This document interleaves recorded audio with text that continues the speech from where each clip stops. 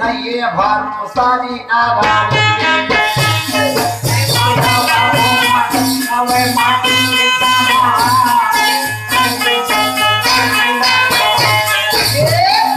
माटी के समान खाना दई हवा दे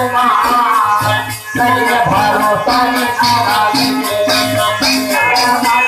समान खाना दई हवा दे